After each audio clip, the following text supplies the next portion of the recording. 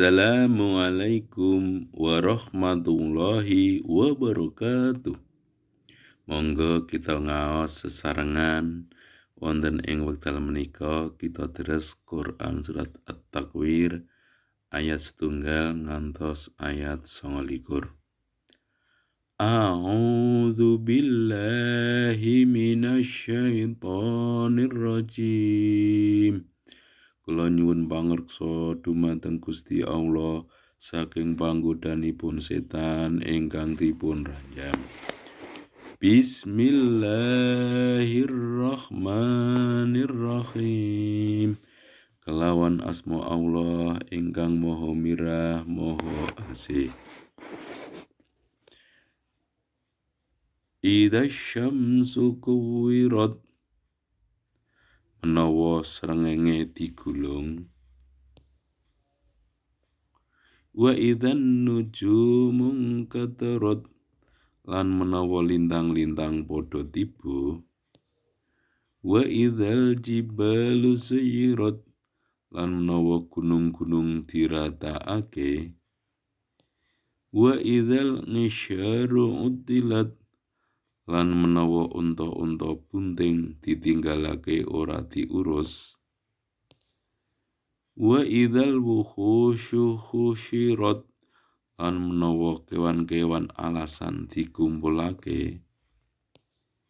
Wa idzal biharu sujirat, lan menawa segara dipanasake. Wa idzan nufusu zuwijat, lan menawa ruh-ruh dikumpulake karo awake. Wa idzal mau'udatu su'ilat, lan menawa bayi-bayi wadon kang dikuburake urip-uripan ditakoni. Bi ayyi dzambin kutilat, sebab dosa apa dheweke dipateni. Wa idzas suhufu nusirat, lan menawa lembaran-lembaran catetan amal wis dibuka. Wa idzas samaa'u kusitat, lan menawa langit wis diilangi. Wa idzal jahimu su'irat, lan menawa neraka jahim wis diuripake.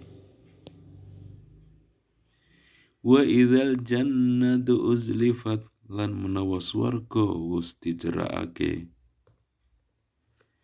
Alimat nafsum ma akhdarat, saben jiwa bakal mangerteni apa kang wis ditindakake.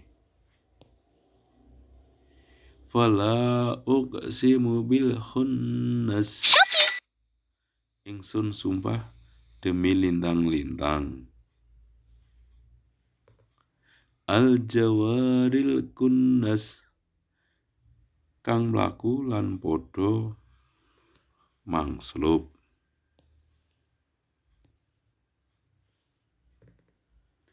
Wal laili idza asngas, demi wayah wengi menawa wis lingsir.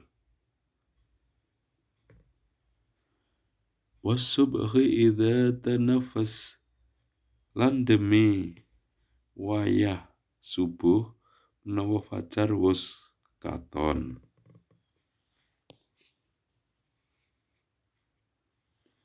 Innahu laqaulu rasulin karim, satemene Al-Qur'an iku bener-bener pangandikane Allah kang digawa dening utusan kang mulya yaiku Jibril.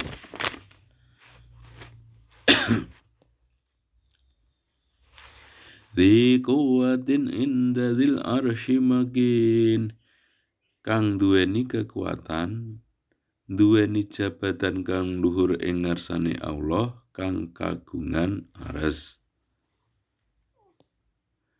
Muta'in thamma amin, kang ana ing alam malaikat ditaati lan dipercaya. Wa ma sahibukum bimajnun, lan kancamu Muhammad iku dudu wong edan. walaqad ra'ahu bil ufuqil mubin. Lan yakti dheweke Muhammad wus weruh Jibril ana ing ufuk kang terang. Wa ma huwa 'alal ghaibi bidhanin. Lan dheweke Muhammad dudu sawijining wong medhit kanggo nerangake kang gaib. Wa ma huwa biqauli syaitonir rajim. Lan Al-Qur'an iku dudu pangucape setan kang dilaknat.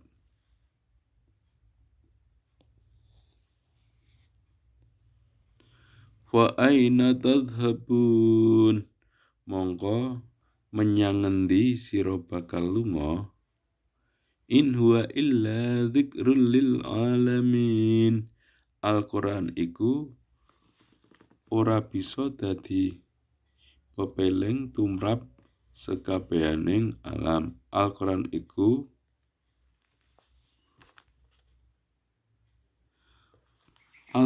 iku ora liya dadi pepeleng tumrap sekabehing alam.